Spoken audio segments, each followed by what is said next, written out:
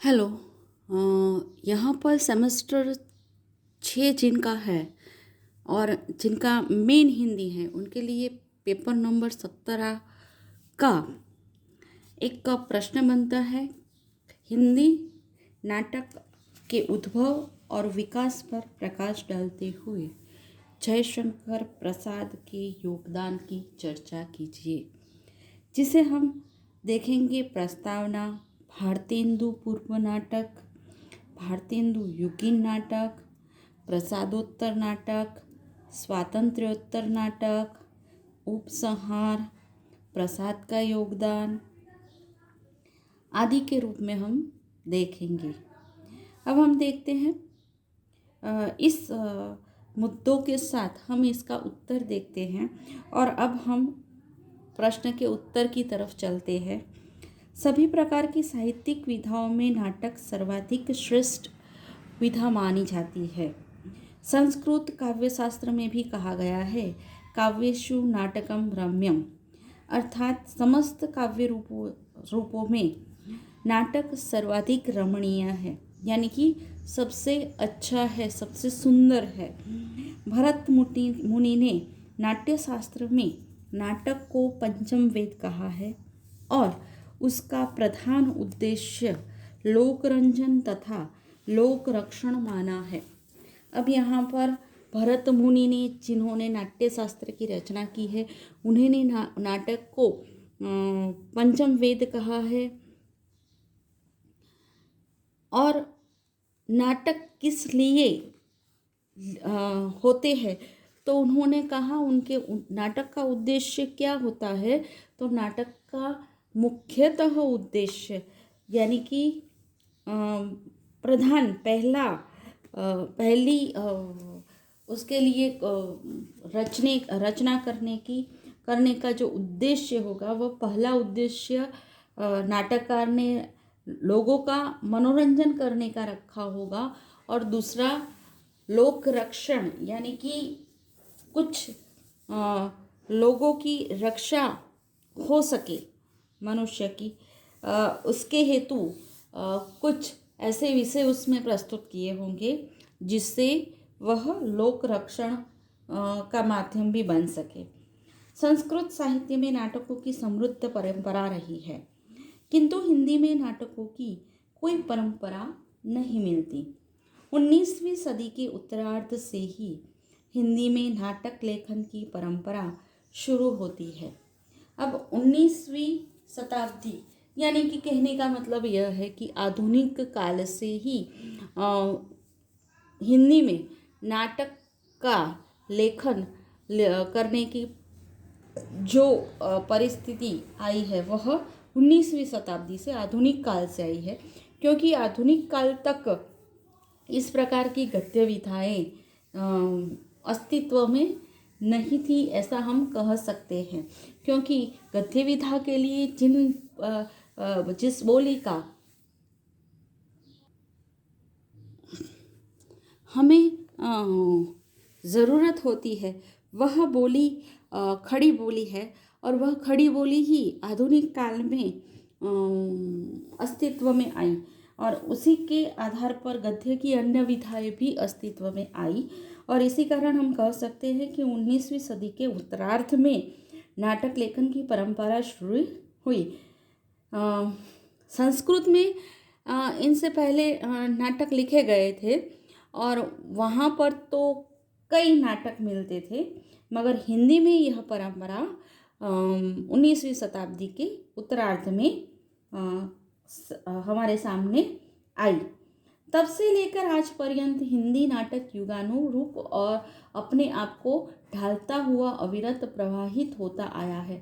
यानी कि तब से लेकर 19वीं शताब्दी के उत्तरार्ध से लेकर आज तक, वर्तमान स्थिति तक, नाटक जो है वह युगानुरूप, यानी कि जिस युग की जिस प्रकार की ज़रूरत हो उस प्रकार से वह अपने में बदलाव लेता आया है और बदलाव लेते आते ही वह प्रवाहित रूप से चलता आ रहा है।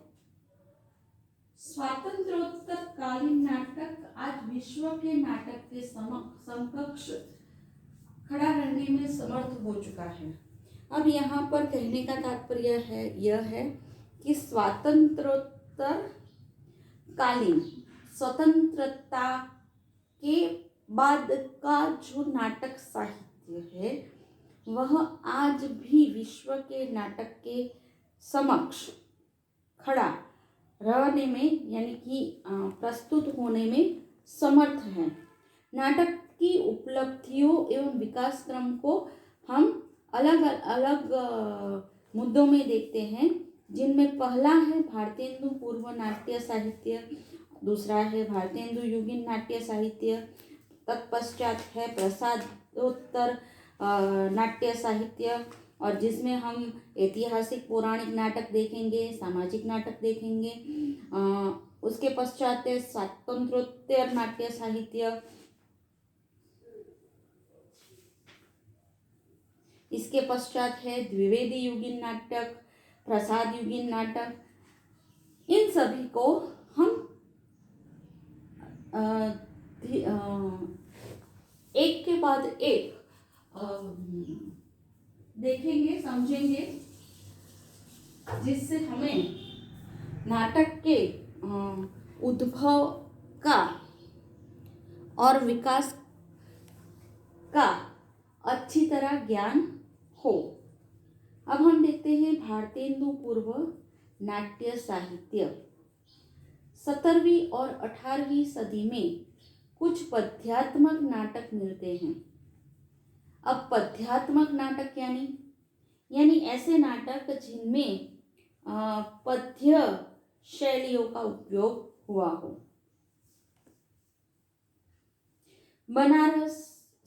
बनारसीदास, गुरु गोविंद दास, राजा यशवंत सिंह, नेवाज काजी, लच्छीराम आदि के नाटक प्राप्त होते हैं, जो यह 17वीं 18वीं सदी में प्राप्त होते थे, जो पद्यात्मक नाटक के रूप में हमारे सामने प्रस्तुत थे।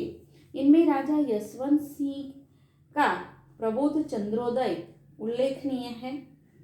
19वीं शताब्दी में धीरे धीरे नाट्य विधा का विकास हुआ। अमानत लिखित इंद्र सभा, विश्वनाथ सिंह का आनंद रघुनंदन, बाबू गोपाल चंद्र का नहुष, राजा लक्ष्मण सिंह का शकुंतला जो कि अनुवाद है, ऐसी कई रचनाएं हमें इस 17वीं 18वीं सदी में मिलती है। भारतेंदु युगीन नाट्य साहित्य को हम देखेंगे तो किस हिंदी नाटकों का वास्तविक आरंभ भारतेंदु युग से ही हुआ है। भारतेंदु के समय में पारसी नाटक मंडलियां सस्ते मनोरंजन का अभिनय कर रही थी। भारतेंदु ने इसके विरुद्ध स्तरीय साहित्यिक नाटकों का प्रणयन करके सुरुचिपूर्ण नाटकों के अभिनय द्वारा जनरुचि निर्माण करने का कार्य किया। वे अच्छे नाट्य लेखक के साथ साथ अच्छे अभिनेता भी थे। उन्होंने अपने समकालीन लेखक मित्रों की मंडली बनाकर इन लेखकों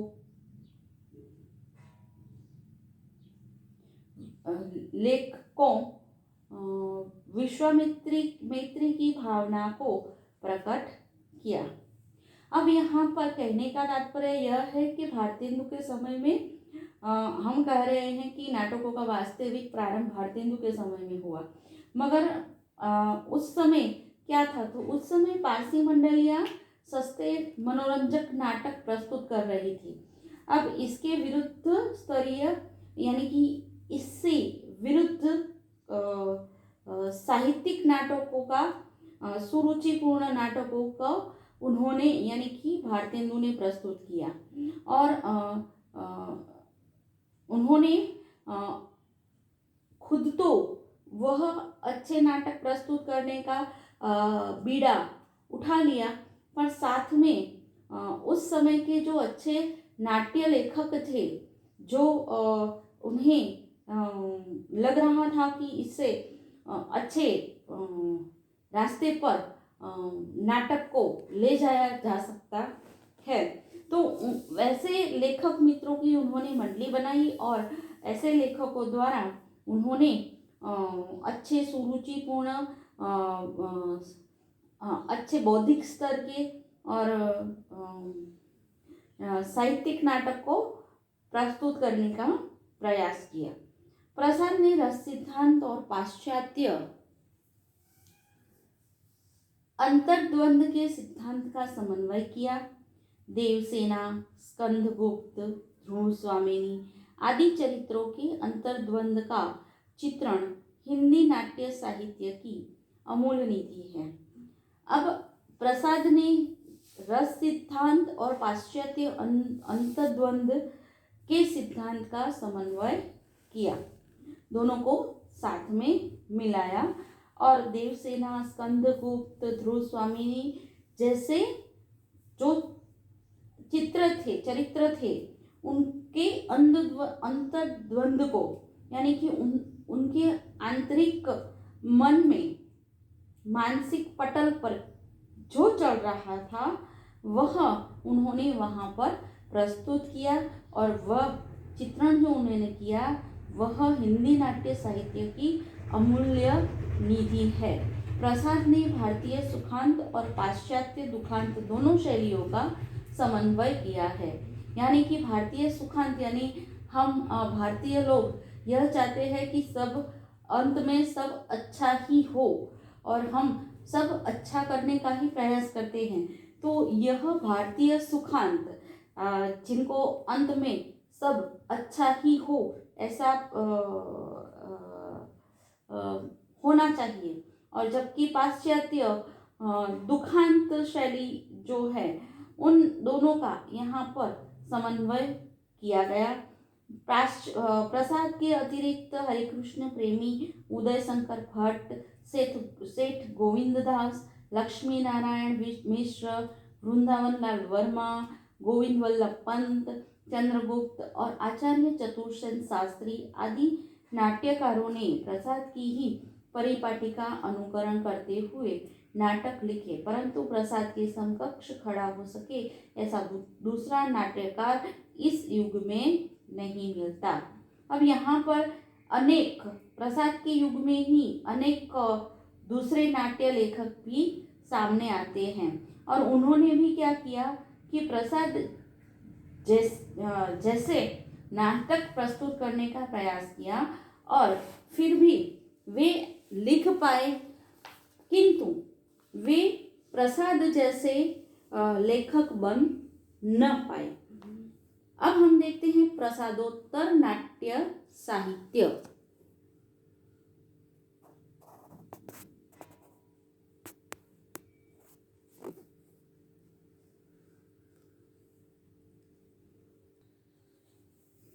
प्रसादोत्तर काल से लेकर स्वातंत्र्य पूर्व काल तक हिंदी नाटक बहुविध धाराओं में प्रवाहित होता रहा है।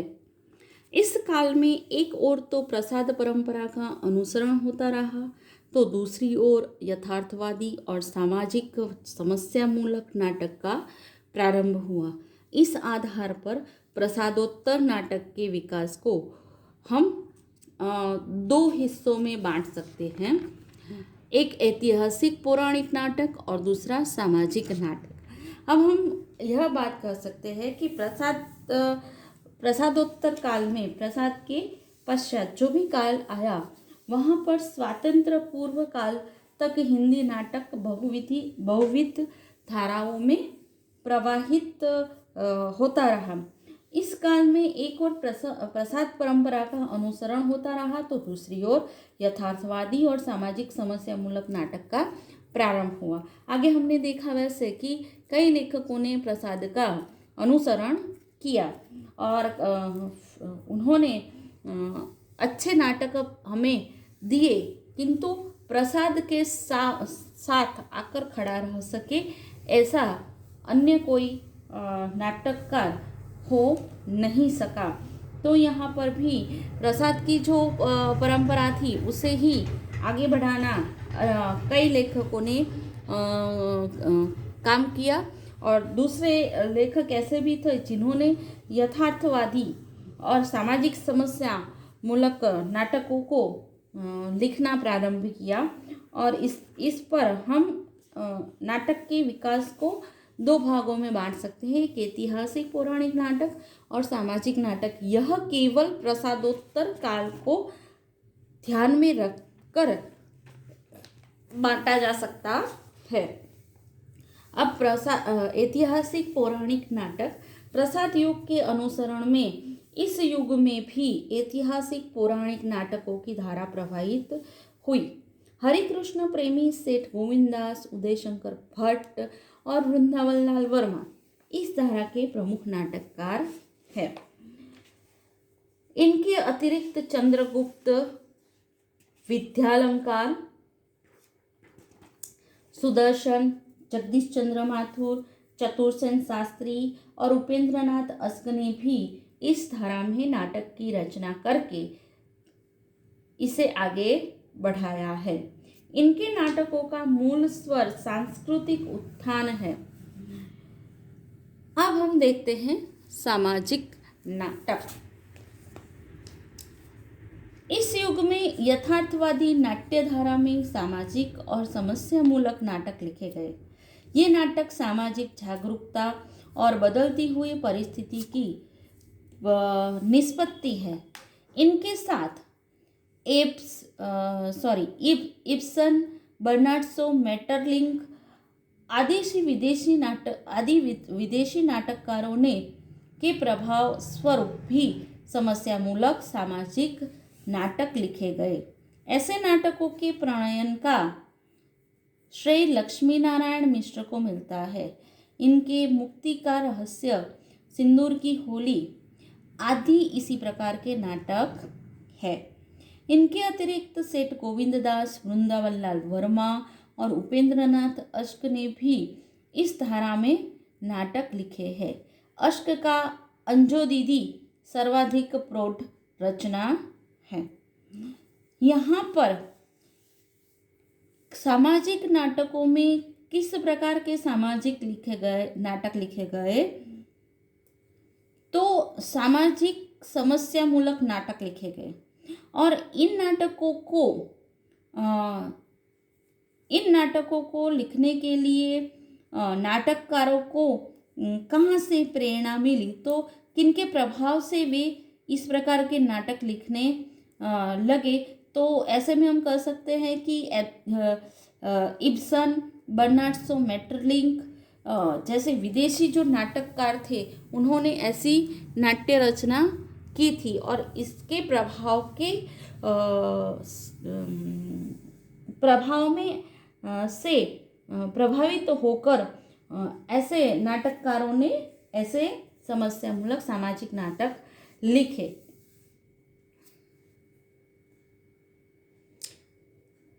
इन नाटकों के अतिरिक्त गीति नाट्य एवं प्रतीक की भी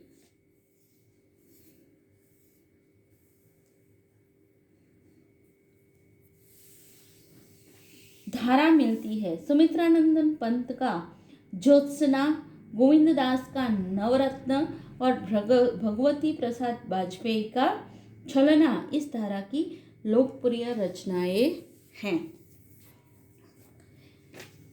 इस प्रकार हम देखते हैं कि प्रसादोत्तर काल में हिंदी नाट्य साहित्य में कुल नवीन प्रवृत्तियां मिलती है।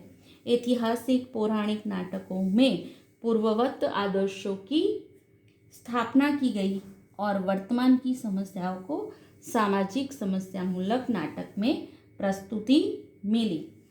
अब हम देखते हैं स्वातंत्र्योत्तर नाट्य साहित्य। स्वातंत्र्योत्तर नाटक स्वतंत्र भारत की तस्वीर और तासीर की प्रस्तुति का नाटक है। स्वतंत्रता के प्रथम दशक तक नाटक का विकास मंथर गति से होता रहा। 1960 तक आते आते इसमें गति दृष्टिगोचर होने लगी। छठे दशक में ही धर्मवीर भारती का अंधा युग, जगदीश चंद्र माथुर का कोणार्क और मोहन राकेश का आषाढ़ का एक दिन जैसे युवा नाट्यकारों की प्रतिभा प्रकट करने होने वाली लगी थी, जिसने सन 1960 के बाद हिंदी नाट्य साहित्य के से प्रेरणा और प्रोत्साहन पाकर एवं हिंदी तर भारतीय भाषाओं के श्रेष्ठ नाटकों के अनुवाद के माध्यम से लेखन और मंचन दोनों स्तर पर सक्रिय रहा है। इस युग में बदलती हुई परिस्थितियों के संदर्भ में अनेक समकालीन विषयों पर नाटक लिखे गए। ऐतिहासिक पौराणिक विषयों को लेकर नरेश मेहता ने रोटी और बेटी, लक्ष्मी नारायण लाल ने नरसी कथा आदि नाटक लिखे। ऐतिहासिक पौराणिक परिवेश के माध्यम से इन लेखकों ने आधुनिक जीवन की विद्रूपता, विडंबना और राजनीतिक जीवन की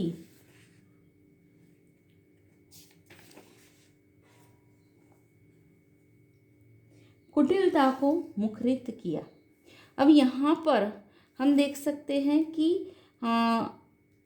समकाल इन परिस्थितियों के संदर्भ में अनेक लेखकों ने अलग अलग ऐतिहासिक पौराणिक विषयों को लेकर नाटक लिखे, जिनमें हम लक्ष्मी नारायण लाल जैसे नरसिंह मेहता जैसे लेखकों का समावेश कर सकते हैं। तो ऐतिहासिक पौराणिक परिवेश के माध्यम से इन लोगों ने क्या प्रस्तुत किया, यानी कि उन्होंने अपने नाटक के विषय में क्या प्रस्तुति की, तो उन्होंने आधुनिक जीवन की विद्रूपता, विडंबना, राजनीतिक जीवन की कुटिलता को वहाँ पर प्रस्तुत किया। और कई कई जगहों पर तो उन्होंने नारी पुरुष के संबंधों और काम वृत्ति को केंद्र में रखकर प्रस्तुति की, यानी कि वर्तमान समय में जो उन्हें लगा कि नारी और पुरुष के संबंधों में किन किन बातों से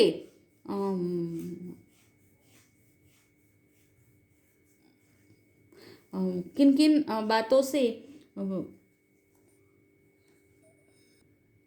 तनाव उत्पन्न होता है और किस तरह से उसे किस तरह से उसे कम किया जा सके, तो ऐसी विषय को लेकर भी उन्होंने रचनाएं की। लक्ष्मी नारायण लाल का मिस्टर अभिमन्यु, सुरेंद्र वर्मा का सूर्य की अंतिम किरण से सूर्य की पहली किरण तक, इस प्रकार के नाटक है। मध्यम वर्ग की समस्याओं को नाट्य लेखन में प्रस्तुत किया गया है।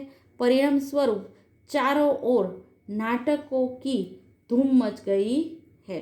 अब सभी जगह नाटकों की धूम मच गई है। इन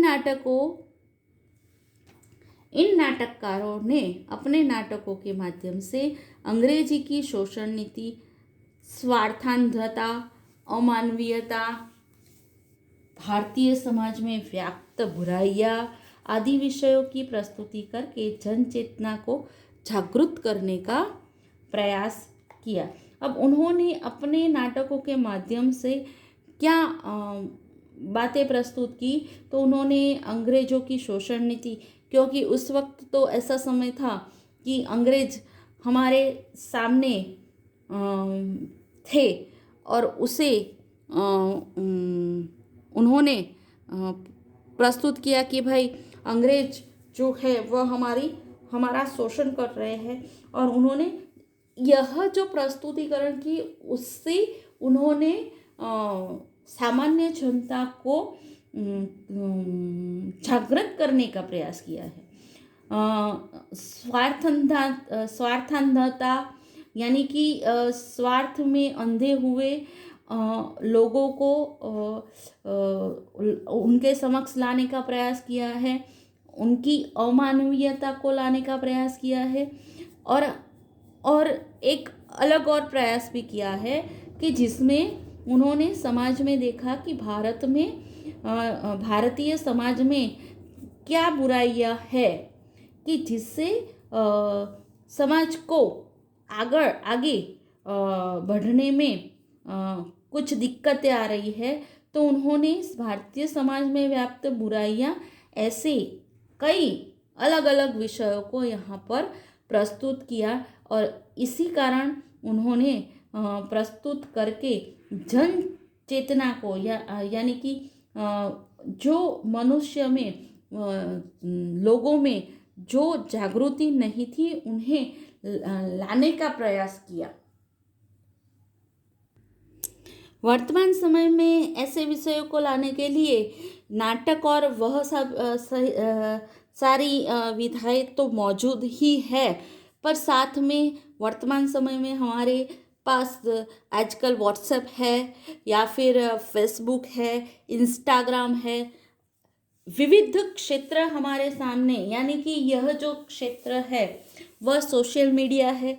तो उस समय यह सोशल मीडिया नहीं था, इस समय सोशल मीडिया भी है और उस पर सामान्य जन जागृति के कई या फिर टीवी है या फिर अन्य कोई ऐसे जो सोशल मीडिया वाले साधन है वह हमारे सम्मुख वर्तमान में प्रस्तुत है और उसमें भी वर्तमान समय में जन जागृति के प्रयत्न किए ही जाते हैं। भारतेंदु ने मौलिक नाटकों के साथ साथ संस्कृत के उत्तम नाटकों के अनुवाद किए। अब यहाँ पर भारतेंदु ने स्वतंत्र अपने नाटक तो प्रस्तुत किए ही, अपने विचारों वाले नाटक प्रस्तुत किए, समाज को झुकाने वाले नाटक प्रस्तुत किए, साथ में उन्होंने इन मौलिक नाटकों के साथ साथ उन्होंने संस्कृत के जो बेस्ट नाटक है, जो उत्तम नाटक है कि जिसके कारण हम कुछ नया पा सके, तो ऐसे नाटकों को भी उन्होंने ऐसे नाटकों का भी उन्होंने हिंदी में अनुवाद किया। इन्होंने सामाजिक, पौराणिक और राजनीतिक विषयों पर नाटक लिखे हैं। भारतेंदु के प्रहसनों में व्यंग्य की अत्यंत पैनी मार पड़ी है। इनके नाटक में वैदिकी हिंसा न भवती, विषस्य विषयो धम, भारत दुर्दशा, अंधेर नगरी, नील देवी, प्रेम जोगिनी, विश्वा सुंदर आदि लोकप्रिय नाटक है। भारतेंदु के अतिरिक्त अनेक नाटक धाराओं ने श्रेष्ठ नाटकों की रचनाएं की। नाटकों की रचना की है, यानी कहने का तात्पर्य यह है कि भारतेंदु के अलावा भी अन्य श्रेष्ठ नाट्य लेखकों ने श्रेष्ठ नाटक लिखने के प्रयास किए हैं और उन्हें सफलता भी मिली है। इनमें बालकृष्ण भट्ट के दमयंती स्वयंवर, वेणु संहार, कलिराज की सभा, रेल का विकट खेल आदि है। प्रताप नारायण मिश्र के गो संकट, कली प्रभाव, जुआरी ख्वारी आदि, राधा कृष्ण दास के महारानी पद्मावती, दुखी निबाला आदि, श्रीनिवास दास के रणधीर प्रेम मोहिनी, संयोगिता स्वयंवर आदि, जबकि प्रेमधन के भारत सौभाग्य, वारांगना का रहस्य आदि नाटक अत्यंत लोकप्रिय हुए हैं। इनमें से अधिकतर नाटक रंगमंच पर सफलतापूर्वक खेले भी गए हैं। इन नाटककारों के अतिरिक्त राधाचरण गोस्वामी, अंबिका दत्त व्यास, गोपाल राम गहमरी, किशोरीलाल गोस्वामी आदि ने भी ऐतिहासिक, पौराणिक तथा प्रेमधन नाटक और प्रहसन लिखे हैं। लाला सीताराम, बाबू तोताराम, देवदत्त तिवारी, मथुरा प्रसाद उपाध्याय, ज्वाला प्रसाद मिश्र आदि ने बंगाली, संस्कृत और अंग्रेजी नाट्य साहित्य की उत्तम कृतियों का हिंदी में अनुवाद किया। इस युग में जेपी श्रीवास्तव के प्रहसन अत्यधिक लोकप्रिय हुए हैं। यहाँ पर जिन जिन नाटककारों ने जिन जिन नाटकों को लिखा, जिनमें अत्यधिक जो सफल नाटक है उन उन नाटक का नाम दिया गया है, और कौन से नाटककारों ने कैसे नाटक प्रस्तुत किए हैं, ऐसे संक्षिप्त में कहा गया है। इस प्रकार हम देखते हैं कि भारतेंदु युग में नाटकों का उद्भव होने के साथ साथ अच्छा विकास भी हुआ। इन नाटकों में भारतीय और पाश्चात्य नाट्य कला का अच्छा समन्वय मिलता है। इनकी शैली सरस, रोचक और स्वाभाविक है। डॉक्टर नगेंद्र के शब्दों में कहे तो भारतेंदु युग में नाट्य साहित्य का उद्भव हुआ और नाट्य कला शिशु अवस्था तथा बचपन को पार कर सकी। इन नाटकों में शैशवकालीन अल्हड़पन, खीज और उल्लास है। अब हम देखते हैं द्विवेदी युगीन नाटक। भारतेंदु के असमय में निधन के कारण पूरे उत्साह और जोश से आरंभ हुई निबंध और नाटक जैसी गद्य विधाओं में गत्यावरोध आ गया। दूसरे उत्थान में साहित्य का संचालन सूत्र महावीर प्रसाद द्विवेदी के हाथों में था। उनका व्यक्तित्व भारतेंदु से बिल्कुल अलग था। यहाँ पर कहने का तात्पर्य यह है कि भारतेंदु असमय में भारतेंदु का असमय में मृत्यु होने के कारण निधन हो गया, और इसी कारण जो भी निबंध और नाटक विधा पूरे उत्साह और जोश के साथ विकसित हो रही थी, उसमें एक अवरोध पैदा हो गया, उसकी गति में एक अवरोध पैदा हुआ। इसलिए अब अवरोध पैदा हुआ, मगर वापस उसे आने के लिए जो संचालन कर सकता था, तो वैसा जो सक्षम साहित्यकार था वह था महावीर प्रसाद द्विवेदी जी। और महावीर प्रसाद द्विवेदी जी ने निबंध और नाटक दोनों विधाओं को आगे ले जाने की शुरुआत करने के प्रयास शुरू किए। और यह जो द्विवेदी जी थे, वे और भारतेंदु जी दोनों का व्यक्तित्व एक दूसरे से एकदम अलग था, भिन्न था। यद्यपि नाट्य शास्त्र ग्रंथ लिखकर उन्होंने नाट्य रचना को गति एवं दिशा देने का प्रयास अवश्य किया, परंतु वे सफल नहीं हो सके। वस्तुतः भारतेंदु जैसी सशक्त नाट्य प्रतिभा के अभाव में नाट्य विकास में कोई प्रवृत्ति नहीं मिलती। यानी कि द्विवेदी युग में नाटक के विकास में कोई प्रवृत्ति नहीं मिलती। तो अब दूसरी ओर क्या हो रहा था, एक और नाटक की गति में अवरोध हो गया, नाटक के विकास की गति में अवरोध हुआ भारतेंदु के मृत्यु से। और दूसरी ओर क्या हो रहा था, तो दूसरी ओर ही जो पारसी मंडलियाँ थी, जो रंगमंच के पारसी रंगमंच के व्यापक प्रभाव ने भी हिंदी के साहित्य नाटक को धक्का लगाया। फिर भी इस युग में कुछ सामाजिक, पौराणिक और ऐतिहासिक नाटक लिखे गए हैं। रामनारायण मिश्र, गंगा प्रसाद, राम गुलाम लाल, महावीर सिंह आदि ने पौराणिक, शालिग्राम, वृंदावन लाल वर्मा, बद्रीनाथ भट्ट आदि ने ऐतिहासिक नाटक लिखे हैं। रामनारायण मिश्र, गंगा प्रसाद,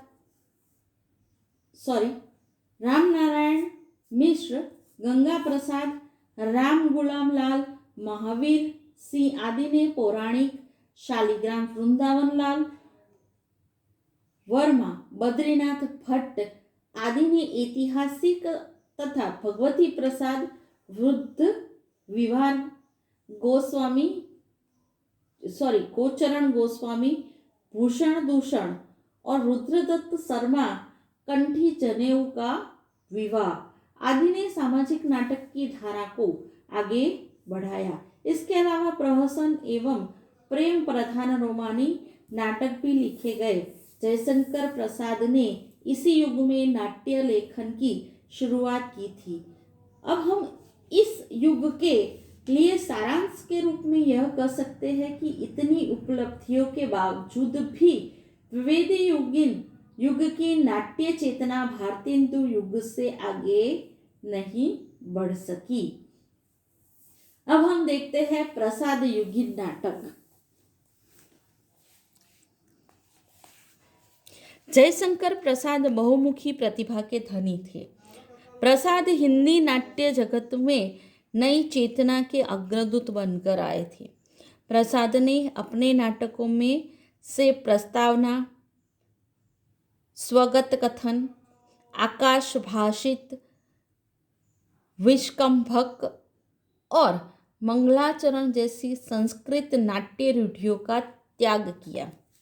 हिंदी नाटक का यह उत्थान काल है। प्रसाद की नाट्य प्रतिभा और गरिमा को देखकर आलोचकों ने इस काल को प्रसाद युग कहा है। यहाँ पर प्रसाद अलग अलग प्रतिभा को धारण किए हुए थे। वे अच्छे कवि थे, अच्छे लेखक थे, अच्छे नाट्यकार थे। तो इन्होंने हिंदी नाट्य जगत में जो नाटकों में प्रस्तावना, स्वगत कथन, आकाश भाषित, विश्वकंभक, मंगलाचरण जैसी संस्कृत की रूढ़ियाँ थी, यानी कि संस्कृत में जिस प्रकार के नाटक लिखे जाते थे उनका अनुकरण किया जाता था, वैसी जो बातें थी उनको उन्होंने नाटक से निकालने का प्रयत्न किया। और यह जो प्रयत्न था वह नाटक का उत्थान काल कहा गया। और नाटक की प्रतिभा और गरिमा को उन्होंने वहाँ पे बरकरार रखा। और फिर भी उन्होंने अपना नाटक का एक अलग स्वयं स्थान बनाने का प्रयत्न किया। और इसी कारण लेखकों ने प्रसाद की इस प्रतिभा को देखकर नाटक के इस काल को प्रसाद काल कहा है। प्रसाद ने आरंभ में कल्याणी परिणय, करुणालय और प्रायश्चित आदि रूपकों की रचना की, किंतु उनकी नाट्य प्रतिभा का उदय राज्यश्री नाटक से हुआ है। इसके बाद विशाख, अजातशत्रु, जन्मेजय का नागयज्ञ, एक घूंट कामना, स्कंदगुप्त, चंद्रगुप्त और भूस्वामिनी आदि नाटक लिखे। प्रसाद ने इनमें इतिहास का आधार बन लिया है। इन नाटकों में हिंसा, प्रतिहिंसा, संघर्ष आदि का चित्रण करते हुए मानवीय करुणा लेकर अनेक नाटक लिखे गए हैं। दाम्पत्य जीवन के विविध पक्षों और रूपों पर भी अनेक नाटक लिखे गए हैं। इनमें लक्ष्मी नारायण लाल का मादा कैक्टस और मोहन राकेश का आधे अधूरे महत्वपूर्ण है। इनके अतिरिक्त नारी पुरुष के संबंधों की विकृति, यौन भावनाएं, स्वच्छंदता, राजनीतिक भ्रष्टता, मूल्यहीनता, युवा वर्ग की दिशाहीनता, निराशा आदि अनेक विषय नाटक में उभरे हैं। मन्नू भंडारे का बिना दीवारों के घर, डॉक्टर लाल का कर्फ्यू, नरेश मेहता का सुबह के घंटे, निर्मल वर्मा का 3 एकांत और सर्वेश्वर दयाल सक्सेना का बकरी ऐसे ही विषयों पर आधारित नाटक है। उपसंहार के रूप में हम यह कह सकते हैं कि उपयुक्त विवेचनों से भारतेंदु युग से शुरू हुई नाट्य यात्रा ने आज पर्यंत अविरत विकास करते हुए समाज और समाज जीवन के अनेक रूपों से हमारा साक्षात्कार करवाया है। भाषा शैली, विषय एवं प्रस्तुतिकरण सभी स्तरों पर इनमें उत्कर्ष आता गया है। संक्षेप में कहे तो इन नाटककारों ने हमारा समाज और जीवन का कोना कोना उजागर कर दिया है। अब हम देखते हैं प्रसाद का योगदान। हिंदी नाट्य जगत में जयशंकर प्रसाद ऊंचे आसन पर विराजमान है। इन्होंने हिंदी नाट्य साहित्य को भटकाव की स्थिति से बाहर लाकर निश्चित स्थान और दिशा प्रदान की है और अपने नाटकों के माध्यम से इतना समृद्ध इसे बताया है कि नाट्य साहित्य अपने नाटकों पर गौरव ले सके। उनके योगदान को संक्षेप में देखें तो प्रसाद ने नाटक के क्षेत्र में एक नए युग का सूत्रपात किया है। उन्होंने अपने नाटकों के लिए ऐतिहासिक विषय चुने पर वे युग चेतना से अनुप्राणित थे। प्रसाद ने अनेक प्रकार से हिंदी नाटक को गति और स्थिरता दी है। जैसे कि प्रसाद ने परंपरागत संस्कृत नाट्य शैलियों और रूढ़ियों का त्याग किया और आधुनिकता से उसे जोड़ा। प्रसाद ने नाट्य निषेधों को न मानते हुए वर्जित दृश्यों की योजना भी की। प्रसाद ने रस सिद्धांत और पाश्चात्य अंतर्द्वंद के सिद्धांत का समन्वय किया। पात्रों का अंतर्द्वंद का मार्मिक चित्रण किया। प्रसाद ने सुखांत और दुखांत दोनों शैलियों का समन्वय किया। मूल स्वर सुखांत है परंतु नाटकों को मूल स्वर उनका करुणा है लेकिन नाटकों को अधिकतर उन्होंने सुखांत बनाया है। उर्दू, फारसी और विदेशी भाषा के शब्दों का त्याग करके संस्कृत निष्काव्यात्मक भाषा को नाटक में प्रस्तुत किया है।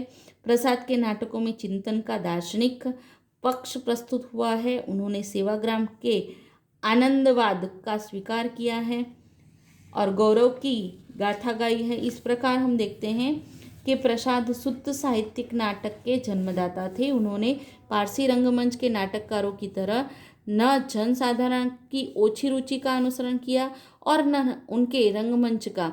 उन्होंने भारतीय और पाश्चात्य नाट्य चिंतन का समन्वय कर अपने लिए एक नई नाट्य शैली का निर्माण किया। इस प्रकार नाटक को एक कलाहीन स्तर से ऊपर उठाने और उसे भावना की गहराई से छोड़ने की दृष्टि से प्रसाद का इसमें महत्वपूर्ण योगदान रहा है।